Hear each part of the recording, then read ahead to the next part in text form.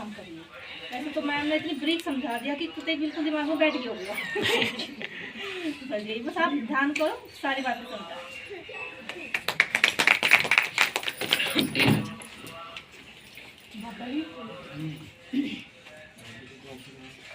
पापा जी का तो आशीर्वाद ही बहुत है। मैं आमंत्रित करूँगी, निवेदन करूँगी हमारे परम पूज्य राजेश दास जी से कि वो कृपा करके महिलाओं को अपना आशीर्वाद भी दें और उनका मार्गदर्शन सब अपने गुरु को और अपने विद्वानों को प्रणाम करने के बाद सभी माताओं बहनों को मैं नमन करूँगा।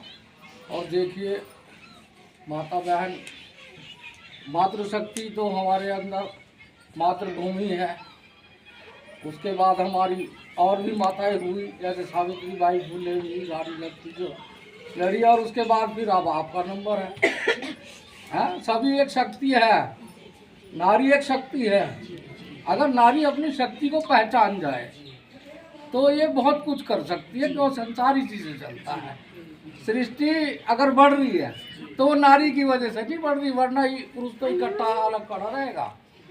अगर सृष्टि बढ़ रही है तो वो देन नारी की।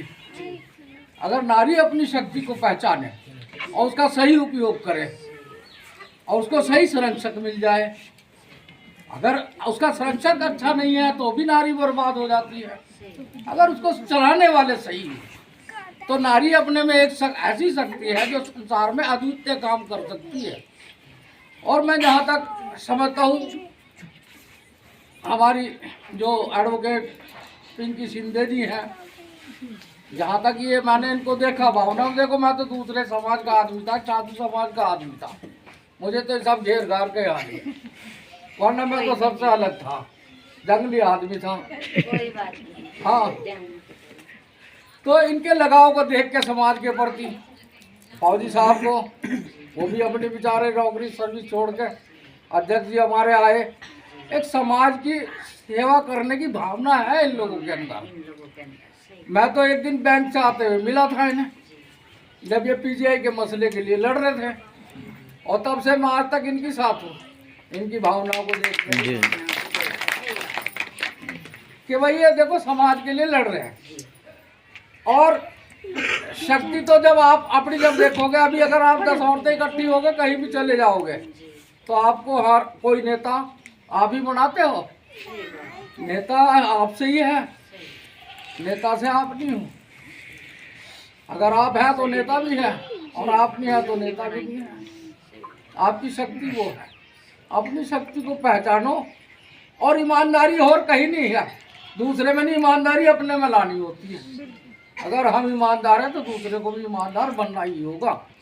संगठन आप अपने गांव के अंदर अपना तैयार कर रहे हैं, मार्गदर्शन पिंकी जी, एडवोकेट पिंकी जी कर रहे हैं, और ईमानदारी अगर आप में है तो आपका काम सब ईमानदारी से होगा।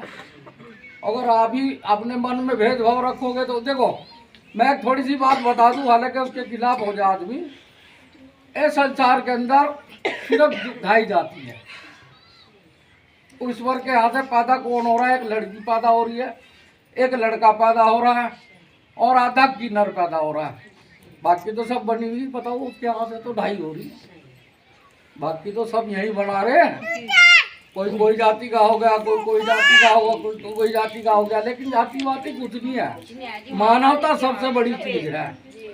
अगर मानव अपने धर्म पे चले तो कोई जाति है ना कुछ है, सब मानव से। और कोई संसार में कोई झगड़ा है ना कोई रगड़ा है, ये सब अपने मनों को अगर सही कर ले, मनों के अंदर ही है सब। अगर आप लोग एक संगठन को अपने मन को साफ करके उस संगठन से जुड़ जाओगे तो तुम्हारी इतनी ताकत होगी कि संसार को तुम्हारे सामने झुकना ही होगा।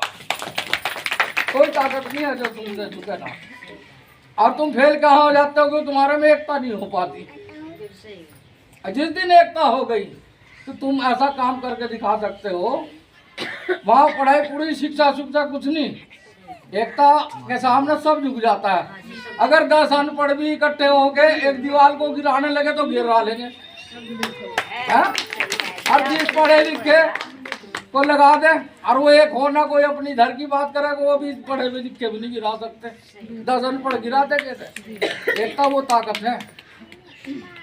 तो एक होकर चलो और विश्वास करके चलो आपस में। देखो ये मुझे तो पता नहीं, मैं तो समूह सखियों में के बारे के लिए खड़ा हुआ था। जब मुझे पता लगा कि इनको 800 रुपये महीना दे रहे, तो मैंने सरकार से बात कही भी थी।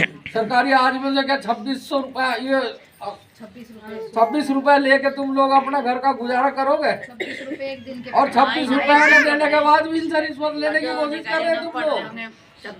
क्या इनका गुजारा हो जाएगा तुम्हारा? हाँ, तुम लोगों को खुद शर्म आनी चाहिए, आपको खुद इनका साथ देना चाहिए। मैंने अधिकारियों से बात कही थी मीटिंग में एक बार।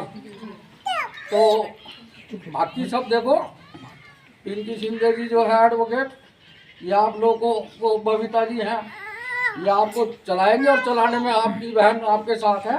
एक होके चलो, संगठन से मिलके चलो, परिणाम तो कुछ दिन करने के बाद ही आएगा। अब अगर यहाँ हम कहें कि ये हो जाएगा वो हो जाएगा, कुछ नहीं होगा। जब आप इकट्ठे होकर कुछ करोगे तो सब कुछ हो जाएगा। बस इन्हीं शब्दों के साथ में अपनी बात वाणी को विराम देते हुए